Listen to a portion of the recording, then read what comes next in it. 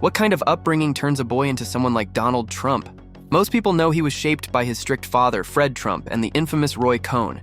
But there's another name you don't hear as often: Dr. Norman Vincent Peale, Trump's religious mentor, and the man behind the power of positive thinking. Yep, even Donald Trump had a spiritual guide. And not just any preacher. Peale was a superstar in the world of Christian self-help. In America, we don't worship government, we worship God. Let's rewind a bit. When Donald was just 5, he started attending the Kew Forest School, a private academy in Forest Hills, Queens. The school had morning hymn sessions, and religion was part of the daily routine. The Trump family lived in what's been called a civic church community. And they were regulars at the First Presbyterian Church in Jamaica, Queens. All the Trump kids went to Sunday school and were confirmed at 12. And we know that families and churches, not government officials, know best how to create a strong and loving community. At 8, Donald even received a Bible from his mother after completing Sunday church primary school.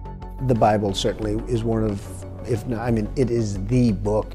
It was a small but telling moment that showed just how central faith was in the Trump household. But here's where things start to get intense. When 13-year-old Donald started acting out, Fred didn't sit him down for a talk.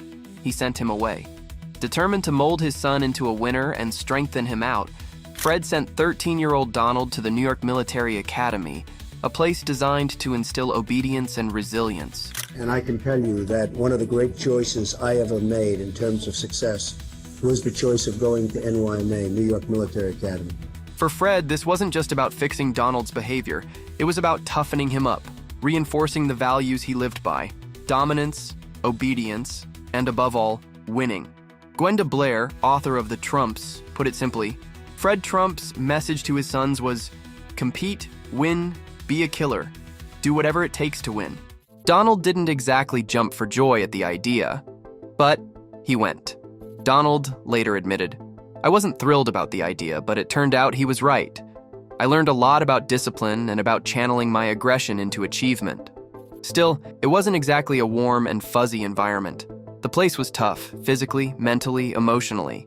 So how did Donald cope? Enter Norman Vincent Peale. Peale was the pastor at Marble Collegiate Church in Manhattan and the author of The Power of Positive Thinking, a bestseller that preached optimism, confidence, and believing in your own success. Basically, a religious spin on the self-help movement. And the Trump family loved it. Positive thinking works wonders. Fred and Mary would drive into Manhattan every Sunday to attend Peele's sermons at Marble Collegiate Church. All the Trump kids got married there. Fred and Mary's funerals? Same church. So yes, this was more than a Sunday visit.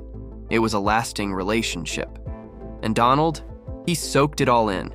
He once said, "You could listen to Peele all day long, and when you left the church, you were disappointed it was over." Your story reminds us that prayer changes hearts and transforms lives. Peele's whole vibe was believe in yourself, never think of yourself as failing, and formulate a mental picture of success and never let go of it. And for a kid trying to survive a harsh military school, feeling abandoned by his dad, trying to rise through the ranks, those words hit different. Have an idea, make sure it's the right idea, and never ever quit or give up on it. Trump carried this mindset into adulthood. In the early 90s, when he was drowning in debt from buying a casino, an airline, a yacht, and the Plaza Hotel, he credited Peele's teachings for helping him bounce back. "I refused to give in to the negative circumstances," he said in a 2009 interview. "I didn't believe I was finished even when the newspapers were saying so." You know, the greatest speaker I think I've ever witnessed was Dr. Norman Vincent Peale. Biographer Michael D'Antonio noted that Trump used to sit through Peele's sermons for hours, absorbing every word. And I go to church a lot. And he wasn't exaggerating. Peele once called Donald his greatest student of all time. Peele didn't teach Donald about policy or politics, but what he did give him was something even more powerful: the unshakable belief that he was destined for greatness, I am the chosen one. that he was special, chosen, and unstoppable. And honestly, That mindset has carried Trump further than most ever expected. We're on this planet for a very, very small period of time, and achievement is something that really gives you great pleasure. Another major influence on Trump's rise as a leader was his controversial mentor, Roy Cohn. Their intense and often toxic relationship takes center stage in The Apprentice, a film written by political journalist Gabriel Sherman, who followed Trump's 2016 campaign closely and uncovered just how deeply Cohn shaped him. Sherman says that Trump learned his playbook from Cohn, and according to him, people who've known Trump since the 80s told me Donald was using the techniques and even the language Cohn taught him. Yikes. It's going to be the finest building in the country, in the world. It's going to be spectacular. Naturally, Trump's team isn't happy about this portrayal. His 2024 campaign has already announced plans to sue the filmmakers. In a statement to Variety and Deadline, Trump's spokesperson Stephen Chung called the movie pure malicious defamation and said it shouldn't see the light of day. You are fake news. But here's where things really get juicy. After watching the film, one burning question comes up. Did Donald Trump actually have a homoerotic relationship with Roy Cohn? Look at that guy, how handsome he is. I'll kiss him. Now hold on. We're not just talking wild speculation here.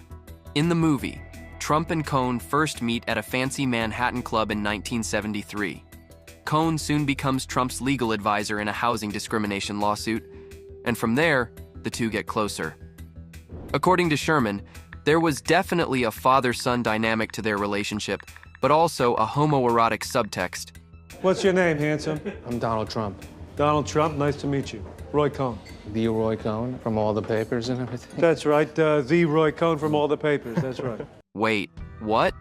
That's right. Sherman even discovered that many of Cohn's former lovers were young, blonde, blue-eyed men. Sound familiar? It seems Cohn may have had more than just a mentor's interest in Trump. Sherman even describes the film as sort of a love story. And in one heartbreaking scene, Cohn is crushed when Donald announces his upcoming marriage. I respect women. I love women. I cherish women. So, what do you think? Is this relationship just another wild chapter in the Trump saga, or is there more to it? They used to write nothing about me. Now I average probably about 4 or 5 stories a day on the front page. Someday they're going to give me a good one. Watch. Born on June 14, 1946 in Queens, New York, Donald was the fourth of 5 children in the Trump family. His siblings include his older sisters Marianne and Elizabeth, his brother Fred, and his younger brother Robert. Donald's dad, Fred, was loud, commanding, and obsessed with success. Meanwhile, his mom, Mary, she was this elegant Scottish immigrant who came to the U.S. at just 18 years old, beautiful, proper, and religious. Where were you born? In a little town called Stornoway, but the island of Lewis, way up in the Hebrides. But behind that polished exterior was a woman who went through some serious health issues. When Donald was just 2 years old, Mary nearly died during childbirth. She had major complications after delivering Donald's younger brother, Robert. Emergency surgery, a long recovery. And during that time, she was mostly absent from little Donald's life. It's not been easy for me. Now, psychologists say that when young kids don't get consistent care from their mothers, especially during those early years, they can grow up with what's called avoidant attachment. And if you're wondering what that means, think of someone who doesn't trust people easily, avoids intimacy, and prides themselves on being totally self-reliant. Sound familiar? I am the chosen one. Yes, it's basically a play-by-play of how Trump presents himself. He often brags that he doesn't need anyone, that he doesn't have time for self-doubt, that he's always been the smartest person in the room.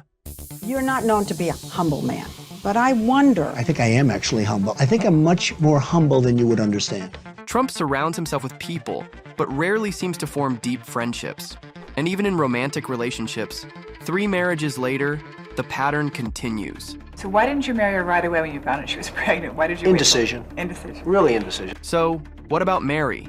Well, Donald has said she was fantastic, tremendous, very loving. But here's the thing. There are almost no stories or memories to back that up. Family friends who knew the Trumps when the kids were little said they hardly ever saw Mary around.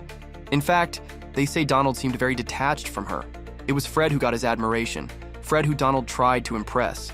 And if you take a moment to compare Mary Trump to Donald's first wife, Ivana, well, the resemblance is striking. The same glamorous blonde hair, similar facial features, that polished, commanding presence. It's hard not to notice. It's like he married a version of his mother. Freud would have had a field day in Trump Tower, no doubt. But perhaps the most telling quote of all comes from Mary herself.